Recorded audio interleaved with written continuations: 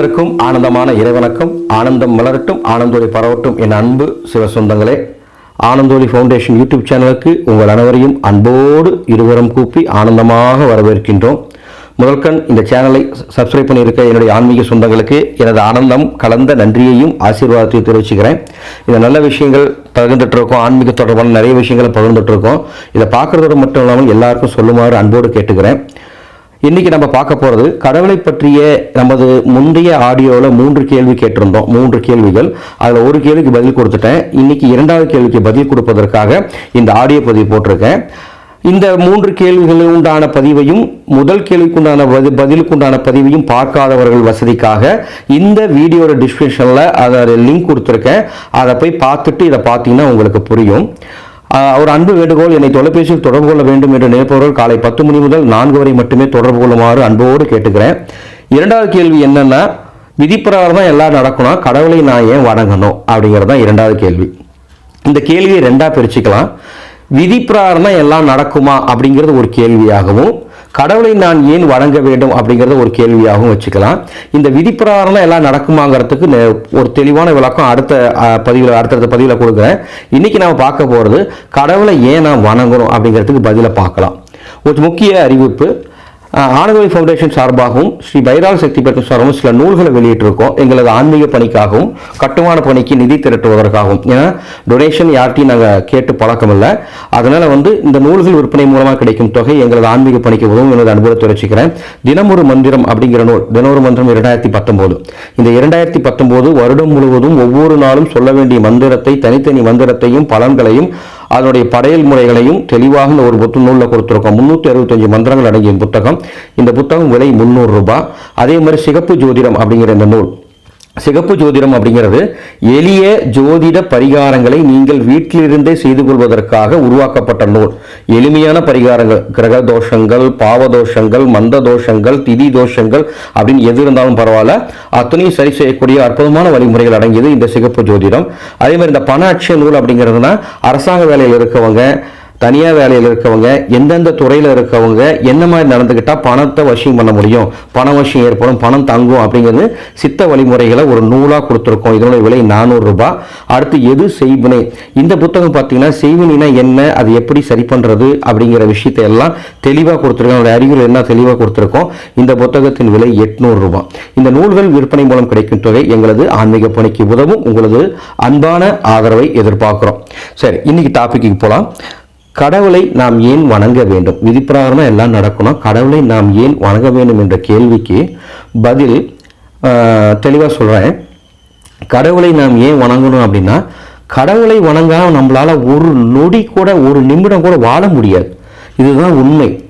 எப்படின்னு கேட்டிங்கன்னா, ஒரு தந்தை இல்லாத குழந்தை எந்த மனநிலையில் வளருமோ, ஒரு தாய் இல்லாத குழந்தை எந்த மனநிலையில் வளருமோ, ஒரு குரு இல்லாமல் ஒரு கல்வி கற்கும் ஒருவன் எந்த மனநிலையில் இருப்பானோ, அதை போல இறைசக்தியை நம்ம வணங்கலைன்னா நம்மளும் அந்த மனநிலையில் தான் இருப்போம். தான் தோன்றித்தனமாக தெரியும். இறைசக்தின்னு ஒன்று இல்லை, இறைசக்தி நம்ம வணங்கலை அப்படின்னா, நல்லா கற்பனை பண்ணி பாருங்க, பிரேக் இல்லாத வண்டி மாதிரி தான். பிரேக் இல்லாத வண்டி மாதிரி தான். பிரேக் இல்லாத வண்டி எங்கே போய் முட்டு, எங்கே போய் நிற்கும்னே தெரியாது. போகிற வரைக்கும் போயிட்டே இருக்கும், நிற்கும்னு தெரியாது. அந்த பிரேக்குன்னு ஒன்று வேணும், கடிவாளம்னு ஒன்று வேணும். மனிதனுடைய வாழ்க்கையிலும் அதே மாதிரி தாங்க. நம்மை கண்டிக்கிறதுக்கும் நம்மை அரவணைப்பதற்கும் நமக்கு ஒரு சக்தி வேணும், ரைட்டுங்களா? அதன் காரணமாகத்தான் பண்டைய காலத்தில் இயற்கையை வணங்கி வணங்கி நாம் இயற்கையை கடவுளாக வணங்கி பழக்கப்பட்டவங்க. அதனால இறைவனை வணங்காமல் நம்மால் எந்த ஒரு செயலையும் செய்ய முடியாது. அப்போ உங்க மனசுல இப்போ ஒரு கேள்வி கேட்கலாம், இறைவன் இல்லைன்னு ஒரு கும்பல் திரிகிறாங்களே என்ன? அப்படிலாம் இல்லை. இறைவன் இல்லைங்கிற கும்பல் அவங்க இறைவனை வணங்கிட்டு தான் இருக்காங்க. அதை பற்றி நான் விளக்கமாக பேசுகிறேன். நான் சொல்கிறது எந்த மதமானாலும் சரி, எந்த மதத்தை பின்பற்றவா இருந்தாலும் அந்த மதத்துடைய நம்பிக்கை, அவங்க இறை வழிபாடு இல்லைன்னா மனிதர்களால் வாழ முடியாது. நல்லா கற்பனை பண்ணி பாருங்க. நம்ம தமிழ்நாட்டில் கோயிலே ஒரு கோயில் கூட இல்லை அப்படின்னு கற்பனை பண்ணிக்கோங்க. யாரும் சாமி கும்பிடல, ஒரு நிமிஷம் வாழ முடியும் நம்மளால? நம்மளுக்கு கண்டிக்க ஆள் இல்லை, நம்ம என்ன செஞ்சாலும் யாரும் திட்ட போகிறதில்ல, நம்மளுக்கு பயமே இருக்காது, மனசாட்சியே இல்லாமல் போயிடும். உண்மையை சொல்லப்போனால் இறைவனை வணங்கவில்லை என்றால் மனசாட்சியே இருக்காது. இன்னும் சிம்பிளாக சொல்லிடுற, மனசாட்சியோட ஒரு மனிதன் வாழணும்னா நிச்சயமாக இறை வழிபாடு வேணும். நல்லது கெட்டது தெரிந்து வாழணும்னா இறை வழிபாடுங்கிறது ஒன்று வேணும். நம்ம அரவணைக்கும் ஒரு சக்தி. உண்மையை இன்னும் ஆழமாக சொன்னால் இறைவன் ஒருவன் தாங்க நமக்கு கதி.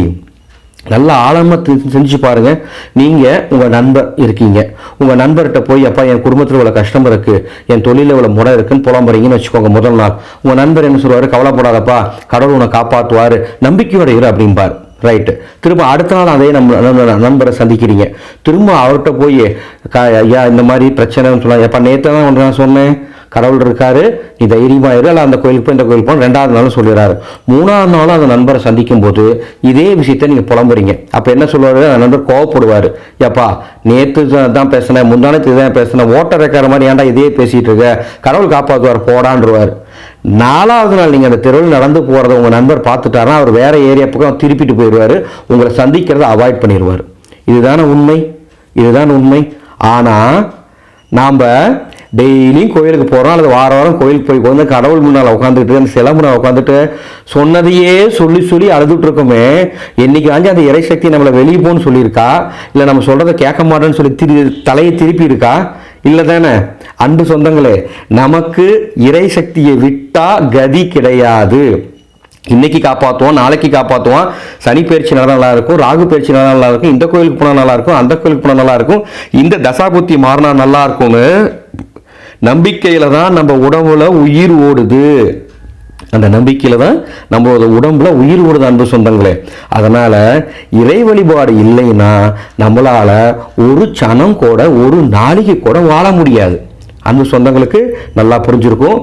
முதல் கேள்விக்கு பதில் கொடுத்துட்டேன், 2வது கேள்விக்கும் பதில் கொடுத்துட்டேன். 3வது கேள்வி, அந்த 3வது கேள்வி என்ன கேட்டிருக்கேன்? கடவுள் நன்மை செய்வதற்காக இருக்காரா, தீமை செய்வதற்கு இருக்காரான்னு கேட்டிருக்கீங்க. சாரி, நான் கேட்டிருக்கேன். அதற்கு அடுத்த ஆடியோ பதிவில் பதில் கொடுக்குறேன். உங்களோட கமெண்ட்ஸ் சொல்லுங்க. ஒரு அற்புதமான ஆரோக்கியமான ஆன்மீக கலந்துரையாடலாம் நம்மளது இருக்கட்டும். கமெண்ட்ஸில் உங்களுடைய விருப்பத்தையும் உங்களுடைய கருத்துக்களையும் பதிவிடுங்க, அல்லது வாட்ஸ்அப்பில் பதிவிடுங்க. மேலும் ஆன்மீகத்தினுடைய உண்மையான தன்மையை உணர்ந்து நம்ம கடவுளை வழிபட்டோம்னா, உண்மையாக கடவுளை வழிபடும் முறையறிந்து வழிபட்டோம்னா நிச்சயமா நாம் கடவுளுடைய முழு ஆசீர்வாதத்தை, இறைவனுடைய முழு ஆசீர்வாதத்தை நம்ம அடையலாம். இப்போ உங்களுக்கு ஒரு சந்தேகம் தோணும், என்ன இவர் பொழுதுக்கு கடவுளை பற்றியே நிறைய பேசுகிறாருன்னா வேற எதை பற்றிங்க பேசுறது, வேற எதை பற்றி நான் பேச முடியும் சொல்லுங்க? நம்மளை வழிகாட்டுற அந்த கடவுளை, அந்த கடவுளினுடைய உண்மைத்தன்மையை அறிந்து நம்ம வழிபாடு செஞ்சோம்னா கடவுள் தரத்துக்கு தயாராக இருக்காருங்க. ஆம் அன்பு சொந்தங்களே, நம்ம என்ன கேட்டாலும் தரத்துக்கு அந்த இறைசக்தி தயாராக இருக்குது. சரி, அடுத்தடுத்த ஆடியோ பதிவில் நிறைய விஷயங்களை பார்க்கலாம். இந்த ஸ்பீச் உங்களுக்கு பிடிச்சிருந்தா, என்னுடைய கருத்துக்கள் உங்களுக்கு பிடிச்சிருந்தா இந்த சேனலை சப்ஸ்கிரைப் பண்ணுங்கள், உங்களுக்கு தெரிந்த நண்பர்களுக்கும் ஷேர் பண்ணுங்கள். முதல் கேள்வி, கடவுளை கும்பிட்றோம், பரிபூர்ணத்துவம் ஏன் கிடைக்கலான்னு கேட்டிருந்தேன். அதற்கும் எனக்கு தெரிந்த பதிலை கொடுத்துருக்கேன். 2வது கேள்வி, விதிப்பிரகாரம் எல்லாம் நடக்கணும், கடவுளை நான் ஏன் வணங்கணும் அப்படிங்கிற கேள்விக்கும் பதில் கொடுத்துருக்கேன். 3வது கேள்விக்கு பதில் அடுத்த ஆடியோவில் நிச்சயம் தரப்போகிறேன். இந்த சேனலை சப்ஸ்கிரைப் பண்ணுங்கள். இந்த நல்ல விஷயத்தை எல்லாரும் சொல்லுங்கள். ஆனந்தம் மலரட்டும், ஆனந்தொலி பரவட்டும் அன்பு சிவ சொந்தங்களே.